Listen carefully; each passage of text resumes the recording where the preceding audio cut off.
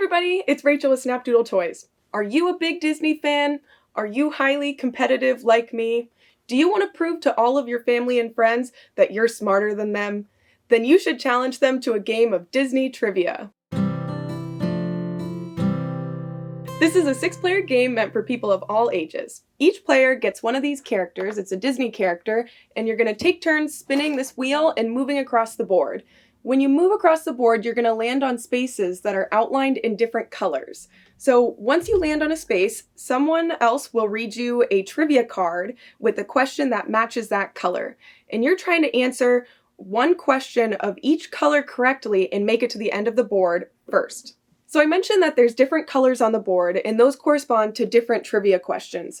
For example, this card has Pooh Bear on it. So the red color, the question says, what is the name of the donkey who is my friend? Do you know the answer? It's Eeyore. Now, at the bottom, the yellow question is, where do I go to think? I don't know. My thoughtful spot. So you can see that depending on what color question you read, the difficulty of the question varies. So that makes it kind of difficult to get all the colors because you keep landing on those yellow ones and you keep missing them. So you got to keep trying. So you may be wondering what all of these different colored structures are on the board. So these actually align with each different color question. You have red, pink, yellow, blue, and green. And so if you remember earlier, I said that in order to win when you reach the end, you need to get one trivia question correct that matches each color.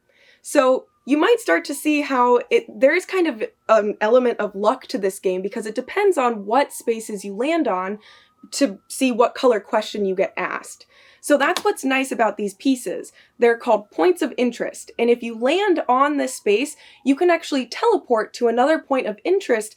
And so you can kind of choose which color question you get asked. I have to warn you though before you play. So I would consider myself a moderate Disney fan. I've seen just about every Disney movie. I know all the characters, I know the plot points, I've been to Disneyland. But these questions are hard. So the card that I showed you earlier, this Pooh Bear card, is actually a kid's card. And as you know, I could not answer the last question on this card. There are adult cards in here, or just regular cards, not for kids, that are just questions, no pictures.